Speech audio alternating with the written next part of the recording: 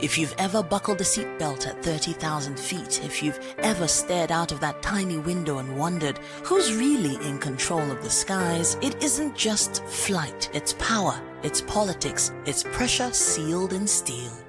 We're peeling back the clouds from runway risks to sky-high secrets. We're diving deep where most dare not to look. Aviation Scope, every Sunday at 7 p.m. only on Voice of the People TV. We don't just report, we reveal. We don't just ask, we uncover. Because when it comes to the skies, ignorance is turbulence. Aviation Scope, the sky isn't the limit, it's just the beginning.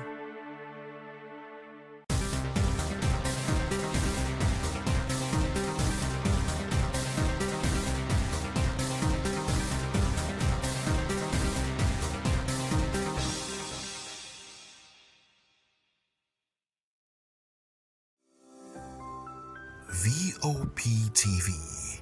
Now, you have more than a voice.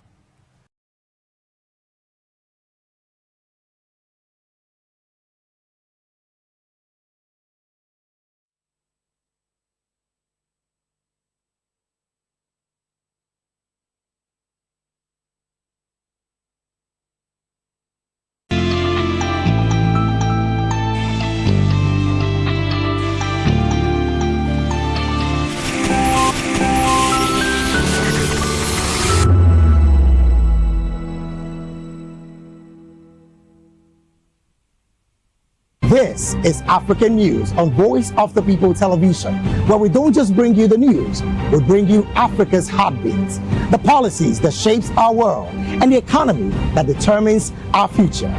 African News on Voice of the People Television. Stay with us.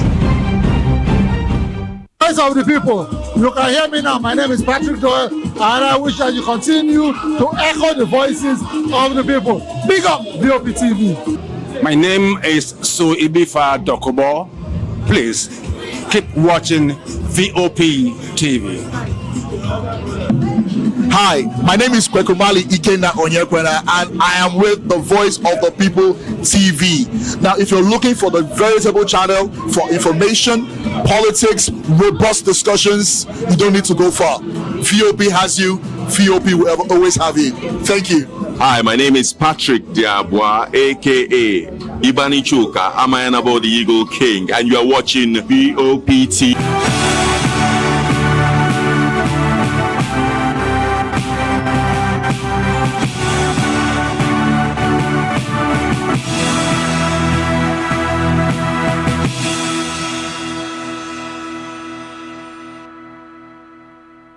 Well, hello and welcome to the African News on Voice of the People Television.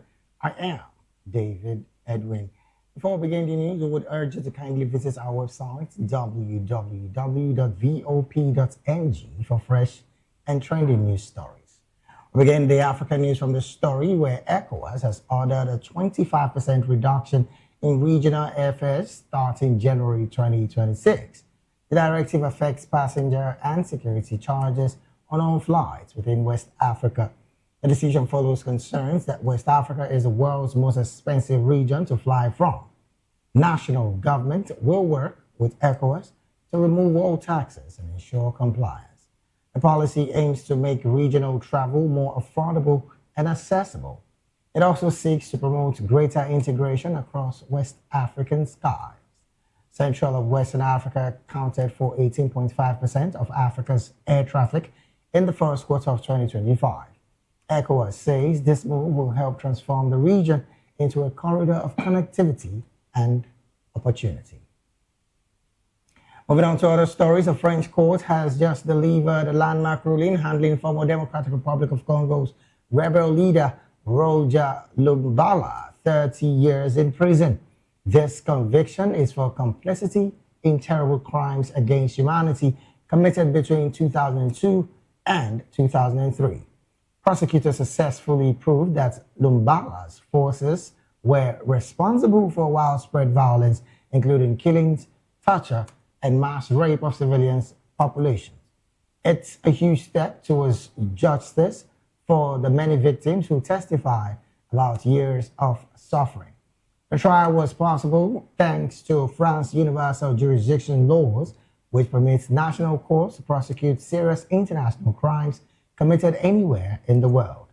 This ruling is sending a strong, clear message globally that high-ranking war criminals cannot simply evade accountability. Human rights advocates are celebrating this outcome, seeing it as a crucial breakthrough in the fight against impunity in Africa's long conflicts. The court also ordered Lumbala to be permanently barred from French territory after serving his term. Meanwhile, the United Nations mission in Sudan is deeply mourning the loss of 6 Bangladeshi peacekeepers who were killed in a recent drone strike. A solemn ceremony was held for the fallen soldiers at the Kadugli base before their remains were returned home. The fatal drone strike hit their UNISFA logistic base in the central Kordofan region, which is a major area of fighting in Sudan.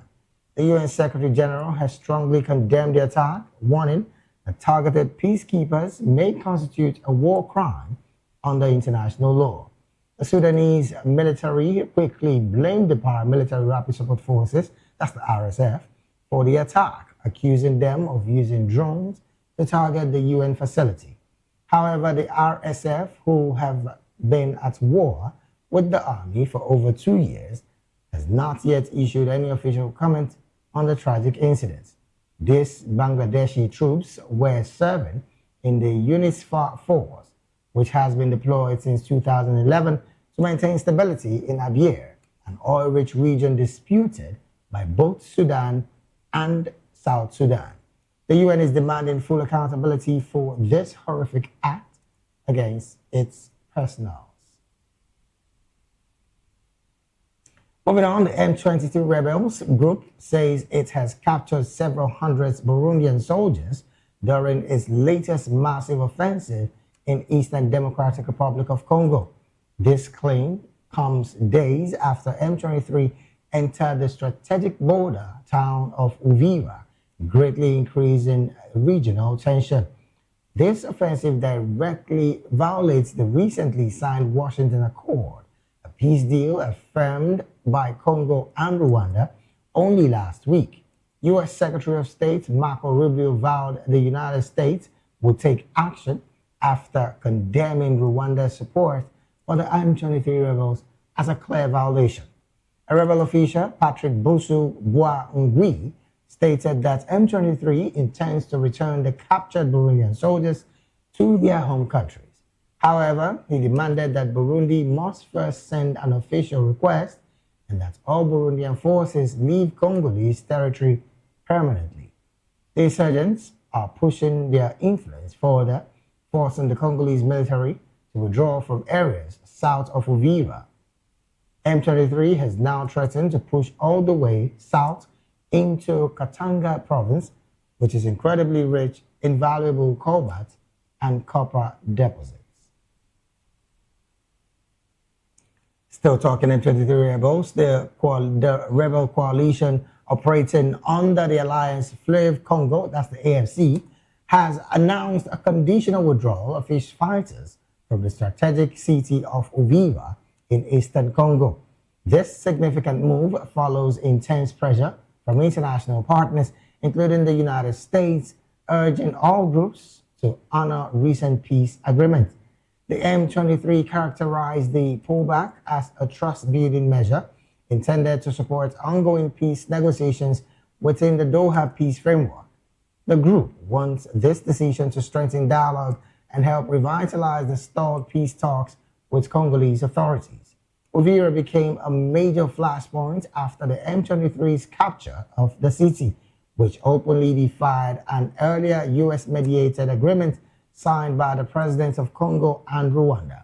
While this signals a possible de-escalation, analysts caution that the conditions attached to the withdrawal could complicate its successful implementation on the ground.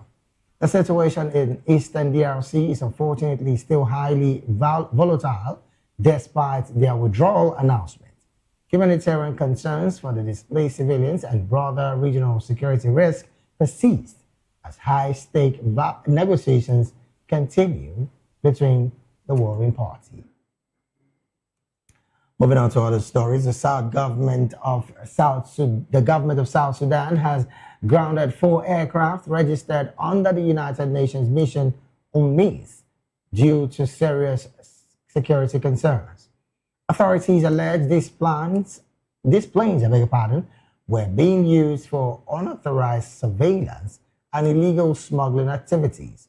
Foreign Minister Monday Samaya Kumba stated that a government committee found 2 of the planes were equipped with undisclosed advanced surveillance and intelligence recording systems. Additionally, 2 other aircraft are suspected of smuggling sandalwood, a valuable natural resource, across the border into Sudan. A spokesperson for the UN mission, Priyanka Chaudhary, flatly denied the allegation, insisting that all air assets are used solely to support their mandate to protect civilians and promote lasting peace. She emphasized the UN has been in dialogue with the government for a while now to try and resolve the escalating issues. This latest grounding targets the aircraft operators, not the UN mission itself, but it threatens to disrupt vital humanitarian services across the country. Over 70% of South Sudan's 11 million people rely on the UN for essentials like food and healthcare, making this a high-stake diplomatic confrontation. Moving on, 9 African migrants were tragically found dead due to exposure to freezing temperatures near Morocco's border with Algeria. The bodies of 7 men and 2 women were discovered in Ras Asfor, a remote mountainous area known for its brutal winter cold. Human rights group in Morocco has called this incident deeply concerning and a clear violation of the rights to freedom of movement. They stated the extreme cold was too much for the migrants' exhausted bodies to withstand after a grueling journey.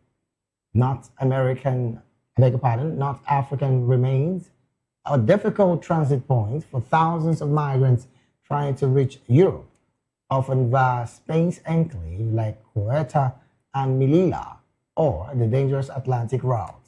Tightened security agreements with the European Union mean many migrants end up stranded in the region for months or even years. The Moroccan Organization of Human Rights is demanding the government humanize borders and stop the discrimination of illegal migration.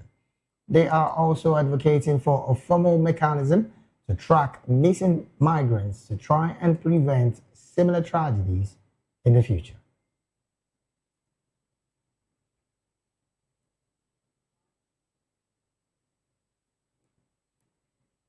Just watching the African news right here on Voice of the People Television. We'll go on a quick break right now. When we return, more stories up next after now.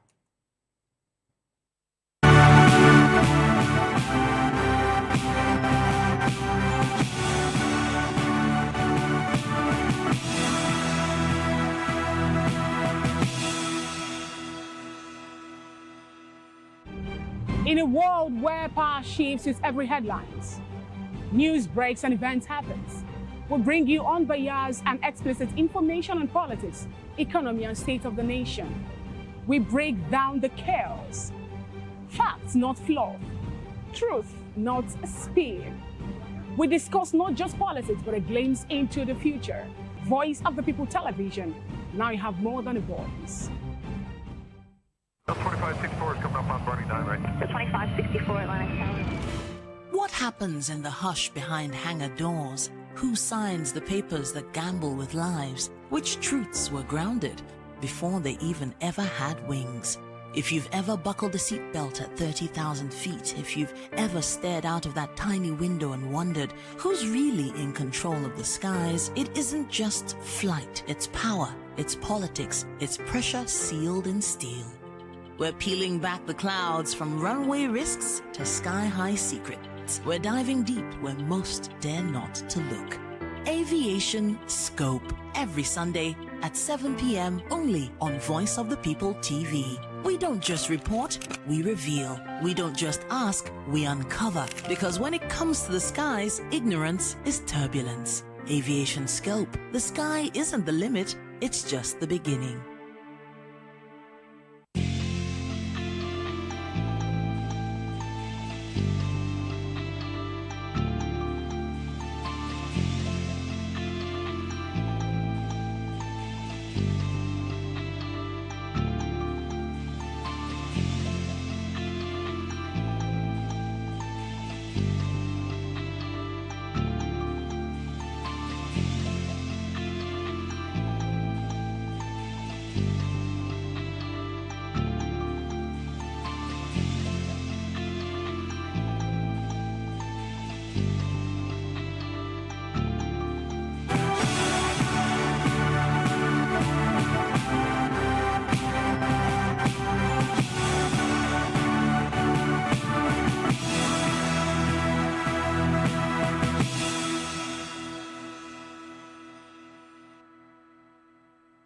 We're glad to have you back. It is still the African News right here on Voice of the People Television. We'll go straight to the analysis segment of the news.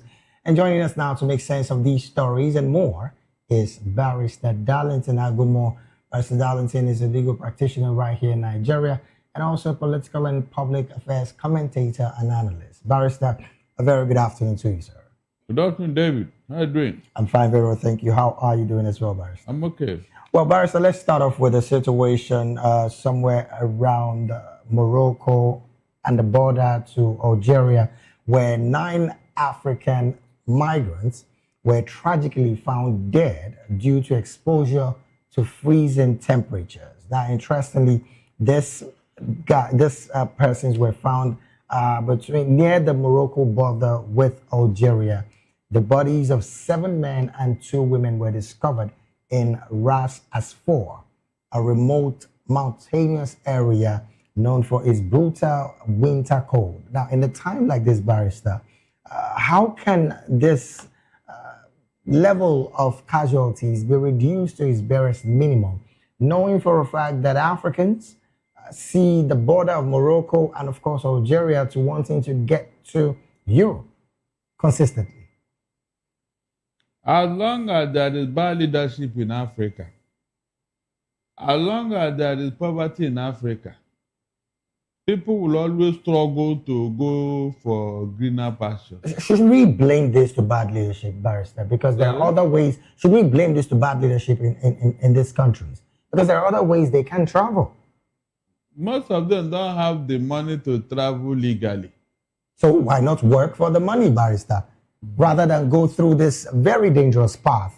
Because it's one too many of these kind of situations. I mean, 9 bodies found dead, decomposed bodies as a result of the very cold weather within that region.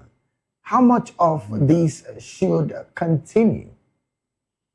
David, you know, they say he who wears the shoes knows where it's pinching. You know, if most people experience poverty, experience hardship, experience hopelessness, maybe by that time you begin to understand what is driving these people. Seriously, for somebody to take such a risk is not a day thought. Right. You must have weighed up the options and all that. Even within, don't you see how desperate the people are? All this insecurity and all this criminal activity, is it not as a result of hopelessness and bad leadership?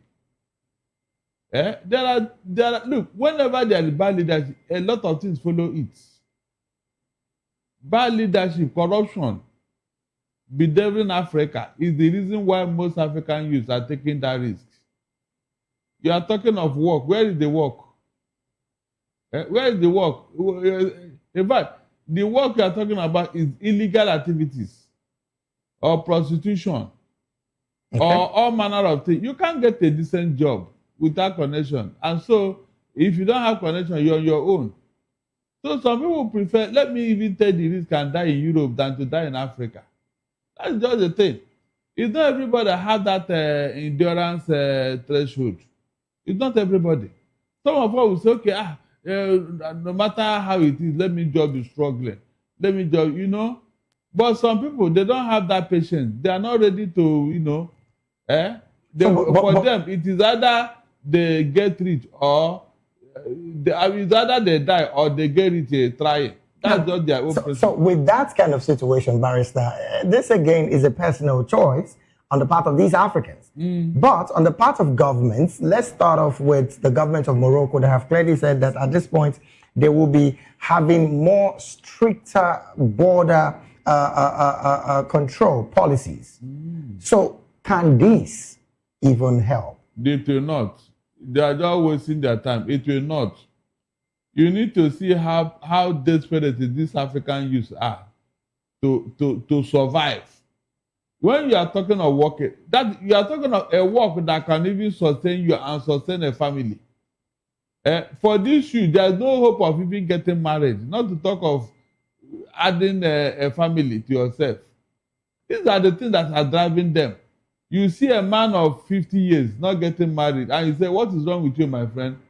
You have not had that man, whether he has eaten, not to talk of getting married. These are issues, but people don't see it that way. There are some works you'll be doing. The work cannot even take care of you as a person, not to talk of adding another person to yourself. I mean, is that work? So there are reasons why these youths are taking the risk. If you begin to enumerate them here, it will take a day or two. So protecting your border is like pouring water on stone. Those who want to cross will cross. You mean they would still have to beat that border policies if made again? I said they will cross the border if they want to cross the border.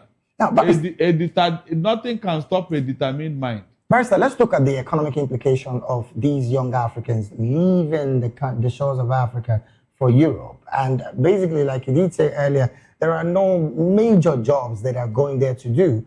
But concerns have been raised about currency deflation almost all across Africa. Some are doing better when it comes to their currency with the euro or the dollar. The economic implication of this, how much of a broader look are we going to be seeing on these countries where these individuals are leaving from? If you have a strong economy, I am telling you, most youths will say, okay, let me risk it here. If the dollar currency is something to write home about in Africa, nobody would want to go anywhere. You will say, okay, let me struggle with a menial job here. At least if I get $1,000 equivalent, I know that yes, I have some money in my pocket. But some of them will struggle to go to Europe. And so at least in a week, if I do some menial job and all that, maybe in a week I can get $1,000. It will sustain me. How come these people doing all this menial job abroad? How come they are building houses here? David, have you asked yourself that question? All the people abroad who are bringing money here and doing things, are they working in White House? No, are they working in White House? Or are they working in American Reserve Bank? Well, the exchange rates are visible, and that again, the exchange rates are visible. That's another reason why. That's what I'm saying. So they prefer to go there and do this menial job where they can earn money, at least living wage, where they will value their services. Here, what do you do? What are you going to do that will make you get money? At least something that will make you feed 3 square meals a day. Out there, nobody is hungry, except you want to be hungry. Nobody is hungry out there. Barrister, we're talking about young people who the continent clearly has a major pride on as having the highest. The implication of this on the continent, how much of an implication is this brain drain that we're seeing? The leaders we have in Africa are so myopic, they're not thinking of this. Their belief is that as the youth are living, they are breeding more. One man once said that if the doctors in their country leave, they will produce more doctors. That is the solution to brain drain. You can see how your leaders think. They are not bothered with this thing. Seriously, they are not bothered.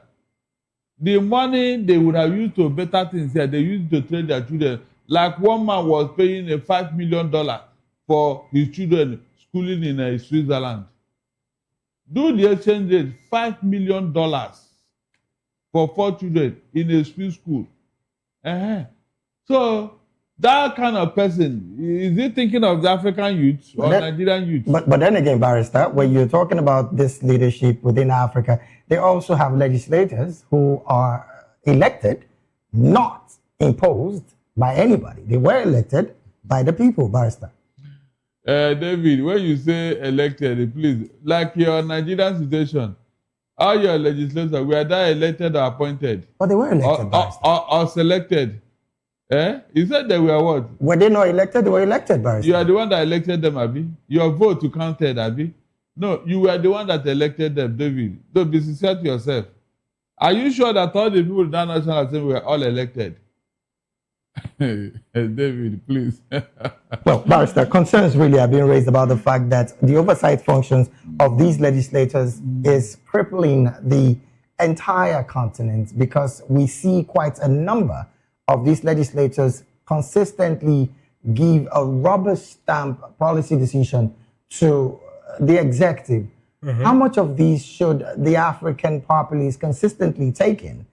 Because elections come and go at every election circle, Barrister. You were here when the Senate president told you that whatever the executive brings, he will just stamp it. True or false? With that kind of romance. Well, some have said that that was overblown by the media. Really? Oh. Since that time, have they challenged any policy of the government? Since that time, have they challenged any policy of the government? When the executive declared state of emergency without authorization, did anybody challenge them? The National Assembly, they even say, no, you did not follow due process. You say it was overblown by the process. But it happened here. Since that time, a series of things has happened, which no National Assembly challenged. Is that not true? So what it's interesting, Barrister, that you mentioned the state of emergency thingy. Some have said that the legislators do not have hands-on information on whether or not the president have the sole right to declare state of emergency and, of course, suspend the elected governor.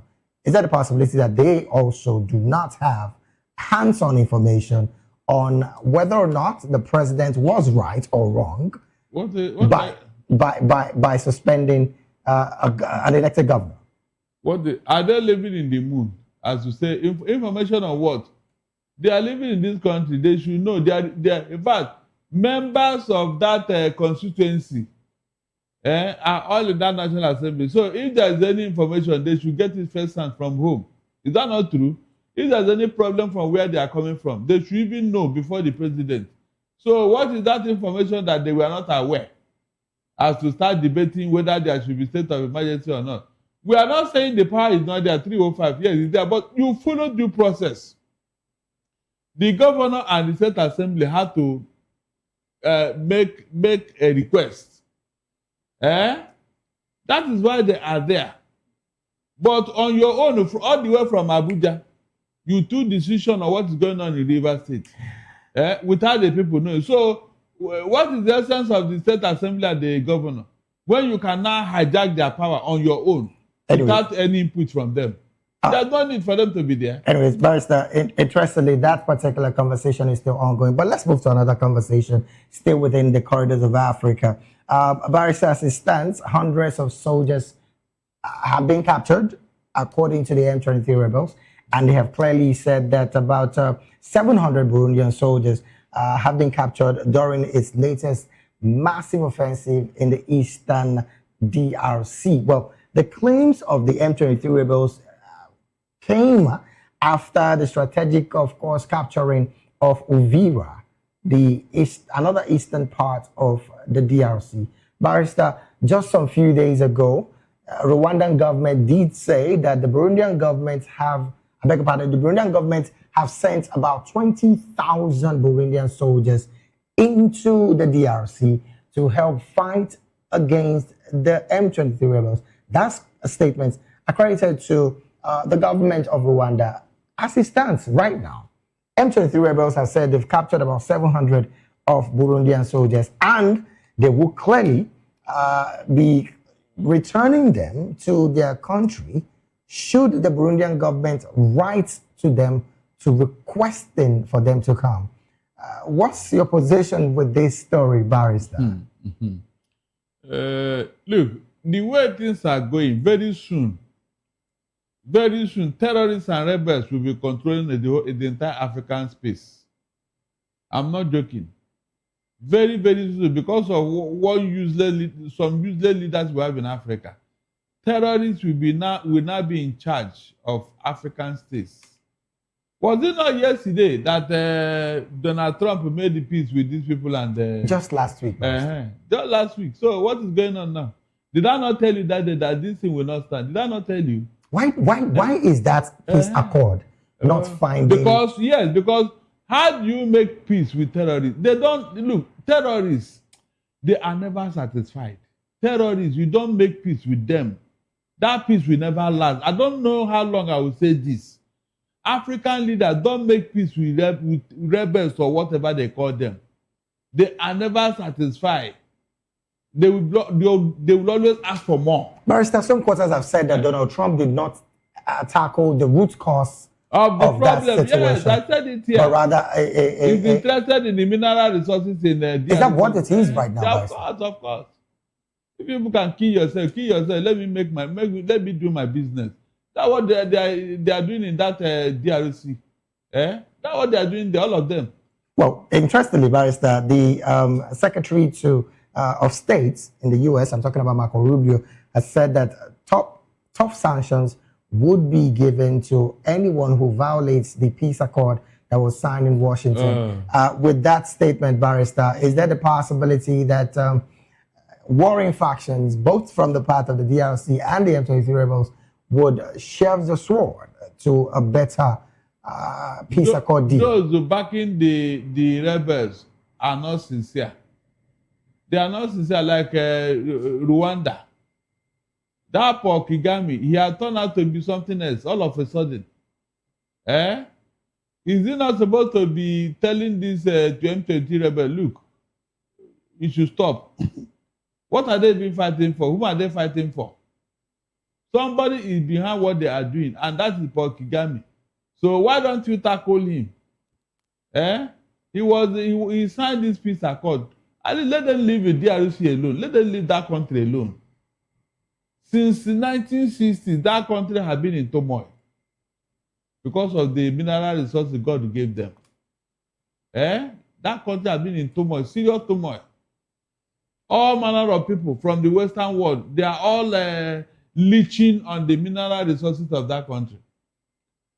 That is, in fact, it looks like the thing is inexhaustible. Well, interestingly, again, Barrister, the U.S., like I said earlier, did say that they would take actions against Rwanda for violating the Washington Accord. And some quarters have said that after years of similar warnings, no regional leader have been, taken into book. What does that make of these statements? Because they are working with them. Yes, they are working with them. So why will you sanction a business partner? Is it not the people that are sourcing Africa to them? Is it not people that are sourcing their mineral resources to them?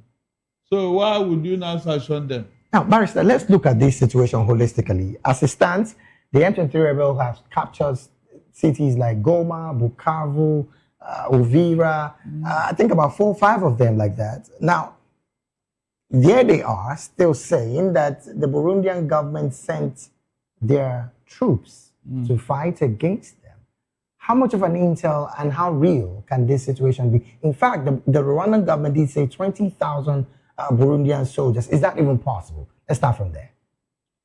Look, 20,000 Burundian soldiers sent into the DRC to fight against the M23 rebels. So M23 rebels, how many of them? 10 million, Abi? No, did they have that kind of numbers? Does that amount of number clearly state that there is some level of lie from the statement of the Rwandan government? Plus, the fact that the M23 rebels have said that they've captured 700 of these Burundian soldiers. Is it possible that they did? Is it possible that M23 rebels are outnumbered these people? both DRC and Burundian soldiers. Is it possible that M23 rebels outnumbered them? So what are you implying, Barrister? What I'm implying that propaganda is, is on the loose here. Or the equipments are not at par. The people backing the M23 rebels have given them more superior firepower. It's not about the numbers in the battlefield. It's about the capacity and capability of using your weapon. So, why should that even happen in the first place? Is it not a shame that M23 rebel is giving Burundi and DRC Congo soldier bloody nose? Bloody nose. You call them rebels. Giving a well-trained soldier bloody nose. Something is wrong somewhere. But then again, Barrister, questions are being raised about the fact that the same America that says they don't negotiate with terrorists clearly did call the Rwandan government and the DRC government to sign a peace accord. They call the government. What intel do they have? They call the have called the Rwandan government. They call the government because they believe that the two governments are warring. They didn't call the rebels. But the Rwandan government, as led by Paul Kagame, has said that they don't have any hand in the M23 rebel. Yeah, they went for the peace accord. They went for. Why didn't they tell America, look, we have no skeleton in our cupboard, so why am I signing a peace accord when I'm not the agent of war here? I am in my own country, which is Rwanda. What concerns me with DRC? These are things I expected Paul Kagame to say. So if he's not involved in that war, why go to write a peace accord? Is there the possibility also, Barrister, that Rwandan government, I'm talking about Paul Kagame, the president, did go to sign that accord because there was a promise of shared cooperation that would lead to FDI for his country? Maybe, yeah, there is something like that. But now that it has been violated, it means that he's the one now at fault. If there are conditions upon which you went to sign that accord, and now that conditions are broken, then you have to face the. I don't think Rwanda can even match America in any shape or form if they decide to mess up that country. And so, for him to have dared Donald Trump, who is looking for action, let's see what will happen in the coming days. Whether America will let it lie in low, because this is an affront that Donald Trump will call you for peace accord, and after signing it, you go home and violate it. Well, then again, like you did say, in the coming days, we definitely would be putting and keeping our eyes on this story. Barrister, before I let you go, interestingly, the United Nations mission in Sudan is clearly mourning the loss of 6 Bangladeshi peacekeepers that were sent into Sudan for peacekeeping. This is one too many in that country, Sudan. But then again, these soldiers were killed in the Kadugli, I beg your pardon, base before their remains were returned home. What's your position with the fact that peacekeepers, of course, the UN personnel, their lives are going in for this same situation in Sudan? They will pay for it. The warring warlords will pay for this thing. I have always maintained that yes, there is need to call them to, invite them to ICC. They must answer for what they are doing.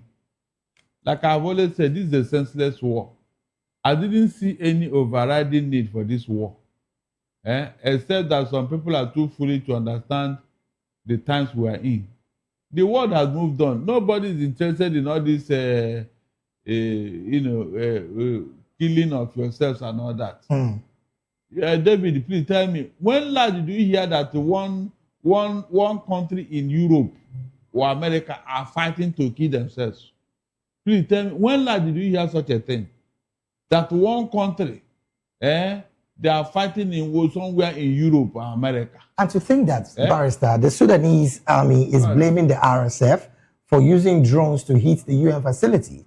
And the RSF, on the other hand, has denied responsibility for this attack. Who then should be called to? Good. When you go into thorough investigation, they will find out who is the culprit here. They will find out it's not a rocket science. You will find out. Science and technology will determine who pulled the first trigger. Denial is not enough. There will be investigation.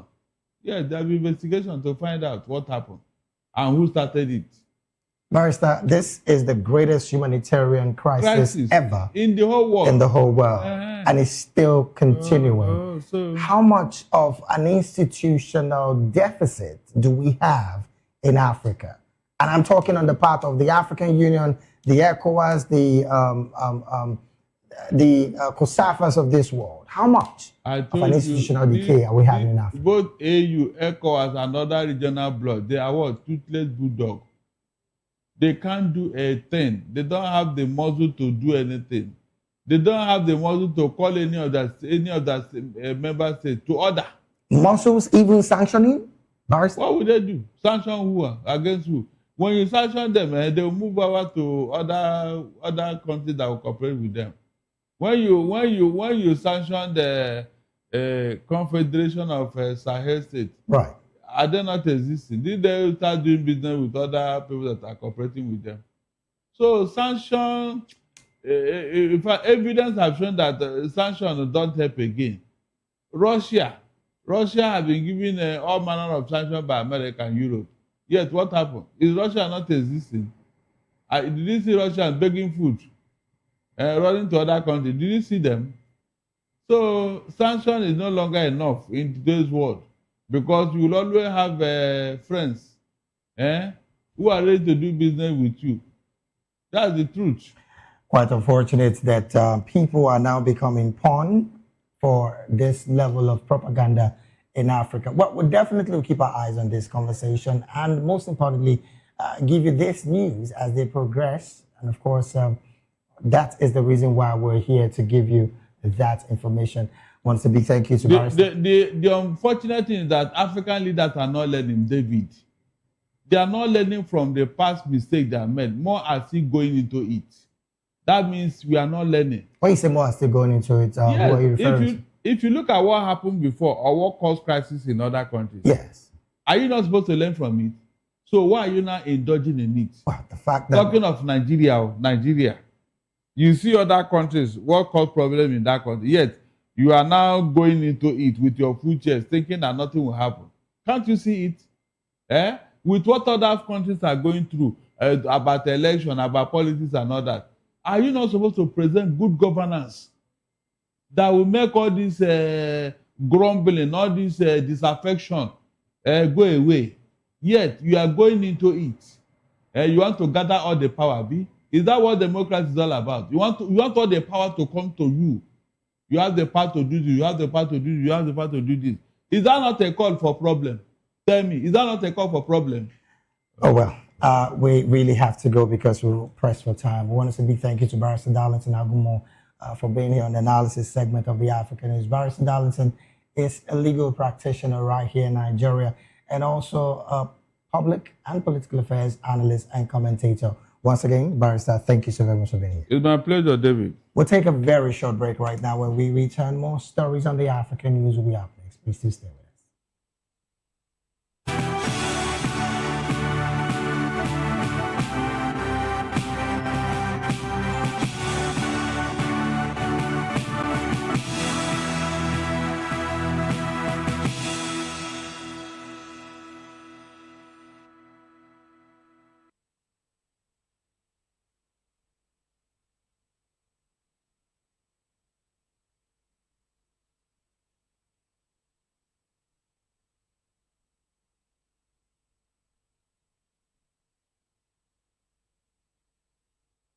Back at the Still the African News right here on Voice of the People Television. Now to more stories. Angolan writer Nitwecheni Africano has been named Ambassador of Literature in Africa. The appointment was announced by the Sankofa organization during a cultural meeting in Malabo. The role recognizes his literary achievements and his commitment to promoting human and cultural values across the continent. He will serve a 2-year term focusing on culture, literature, and peace in Africa. Africano said he accepts the appointment with humility and a sense of mission.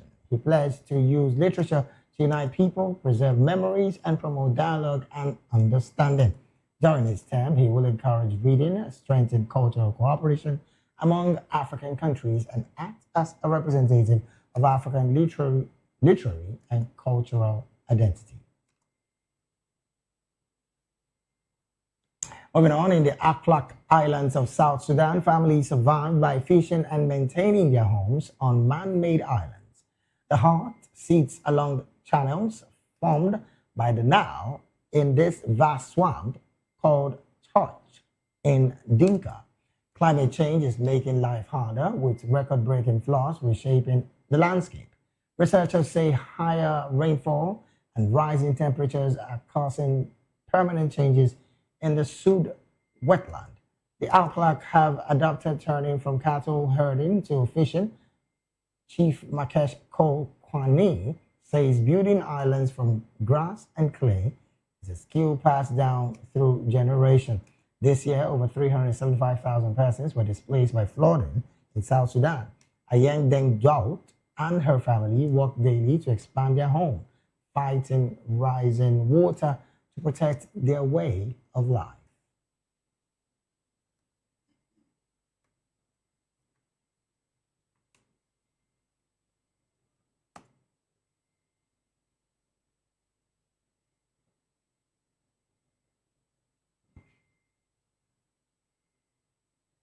Moving on to other stories, Action SA is currently accusing the city of Cape Town of repeatedly breaching its licensing conditions for discharging sewage directly into the ocean. The political party is actively seeking a court order to stop the city from using its 3 marine outfall entirely. The dispute, which Action SA initially appealed 2 years ago, is now before an independent appeal panel for a ruling. Action SA chairperson Michael Bournemouth alleged that an estimated 19 billion liters of untreated sewage have been released into the ocean during the appeal process. Marco member for Water and Sanitation Zahid Badronden strongly rejects the claims made by Action SA, insisting that the city has complied with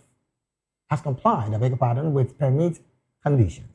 He cited experts' assessments that confirmed the water quality near the outfall remains within the original license limits.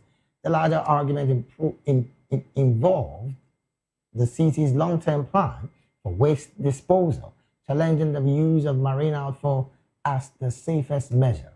The Department of Forestry, Fishery and Environment is currently reviewing the city's marine outfall permits, which could lead to significant regulatory changes in the future.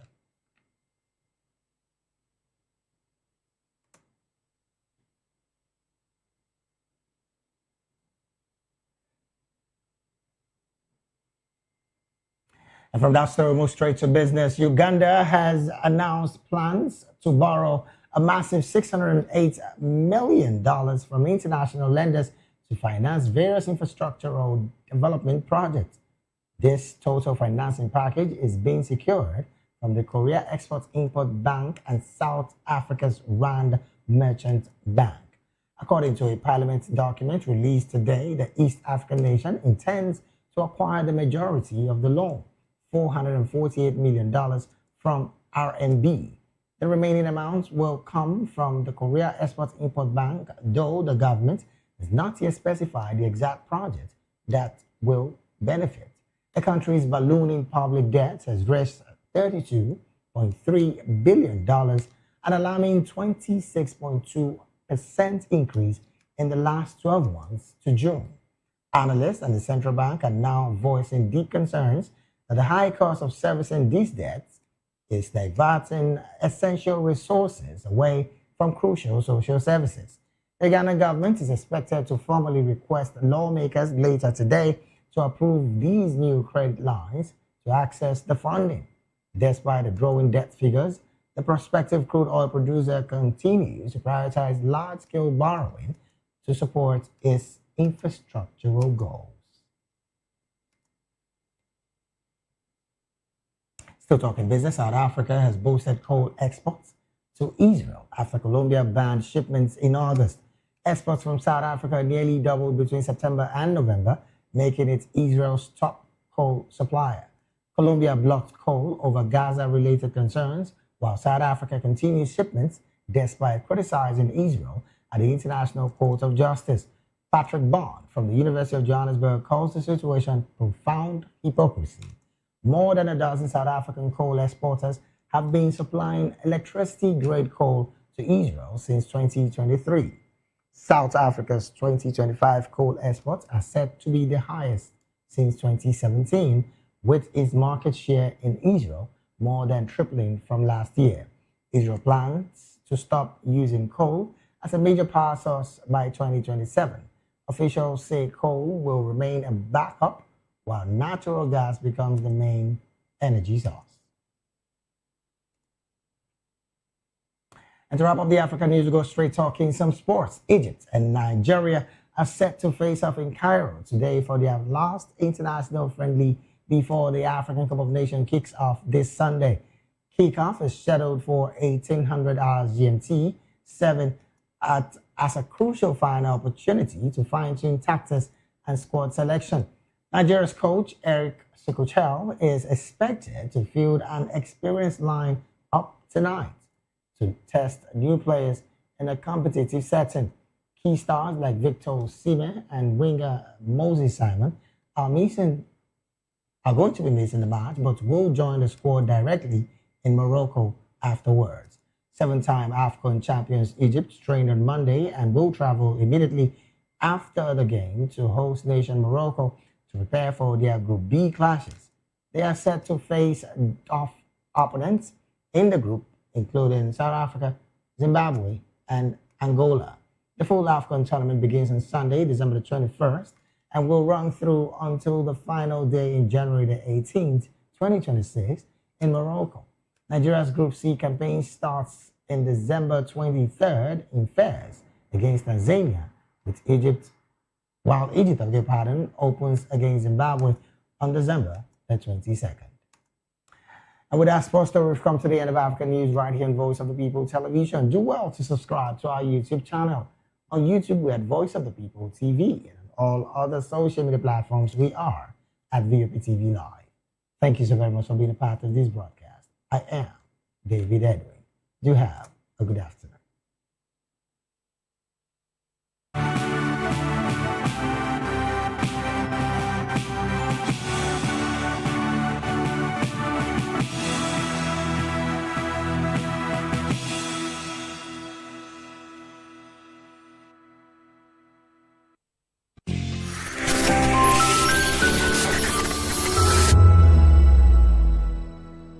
In a world where truth is the ultimate power and opinions scream the loudest, it's time to wade through the noise. Hunger no get tribe!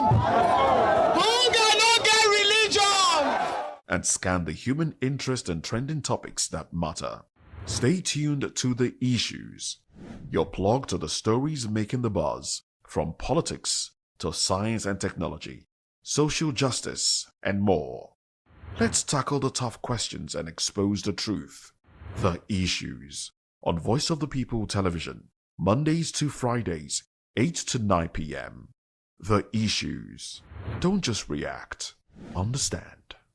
This is African News on Voice of the People Television, where we don't just bring you the news, we bring you Africa's heartbeats, the policies that shapes our world, and the economy that determines our future. African News on Voice of the People Television. Stay with us. My name is Taro Familoni, and here's to VOP TV. Keep watching, stay tuned, do not touch that dial. My name is Made Kuti, and you're watching VOP TV. Keep watching. Welcome, my name is Ika Davis. Distinguished ladies and gentlemen, boys, viewers, everybody, boys and girls. This is VOP TV. Do you know what that means? Voice of the People TV. You don't have a voice, don't come here. You better make sure your voice is heard. This is Health Check, your weekly guide to better living, smarter choices, and trusted answers. From everyday wellness to urgent health issues, we've got you covered. Health Check, only on Voice of the People Television, where your health has a voice.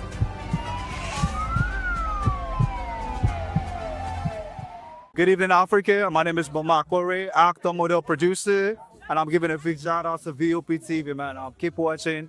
Don't change the dial. Thank you and God bless you. My name is AY, and of course, I represent the voice of the people, and that's why I'm on VOP. AY say so. Hi everyone, it's your girl Miriam Tima from the Real Housewives of Lagos and the Real Housewives Ultimate Girls Trip Africa. Shout out to VOP, the voice of the people. You already know. Stay tuned, keep watching.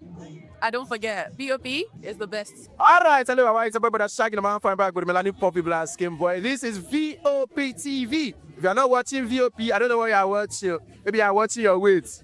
Bye. Hello, beautiful people. This is Wale Ojo, and you're watching VOP, Voice of the People. Hi, guys. You already know who it is. This is New Energy. Flyers, whatever, live it. Keep watching VOP TV. Thank you. Hi, people. Jenny Albano here. Guys, please keep watching Voice of the People.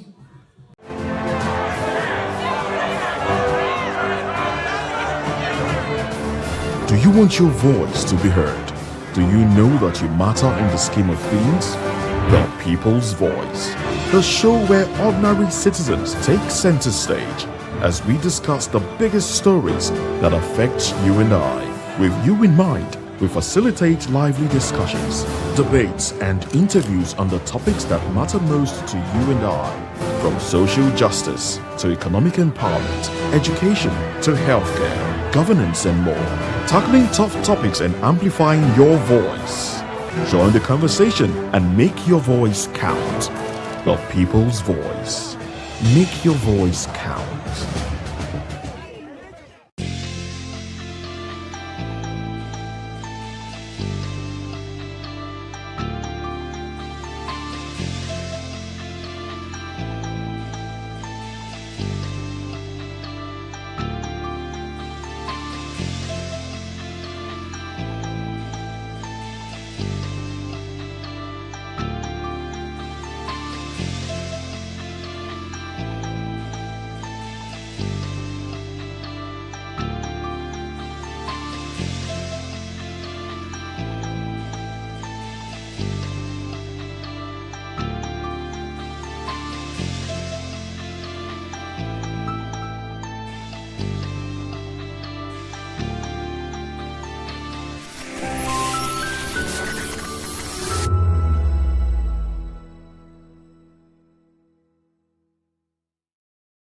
Hey guys, what's up? How you all doing? They call me Ovisha Nelson One, your number one celebrity host, and you are watching Voice of the People Television, VOP. Stay tuned. Uyosite is my name. I am a friend of the microphone, Voice of the People TV. That name is unique, and the brand is very sweet. I like the packaging. Picture qualities, camera qualities, and then of course, the quality of human beings that I see sometimes on your channel. I talk and get paid, and I look forward to being in your studios. Oh yes, you are on to Voice of the People TV, live here in Benin City, the cradle of black civilization. What are you waiting for? Tune in, bro. VOP TV. Now, you have more than a voice. 2564 is coming up on Bunny 9, right? The 2564 Atlantic Tower. What happens in the hush behind hangar doors? Who signs the papers that gamble with lives? Which truths were grounded before they even ever had wings? If you've ever buckled a seatbelt at 30,000 feet, if you've ever stared out of that tiny window and wondered who's really in control of the skies, it isn't just flight, it's power, it's politics, it's pressure sealed in steel. We're peeling back the clouds from runway risks to sky-high secrets. We're diving deep where most dare not to look. Aviation Scope, every Sunday at 7 p.m. only on Voice of the People TV. We don't just report, we reveal. We don't just ask, we uncover. Because when it comes to the skies, ignorance is turbulence. Aviation Scope, the sky isn't the limit, It's just the beginning.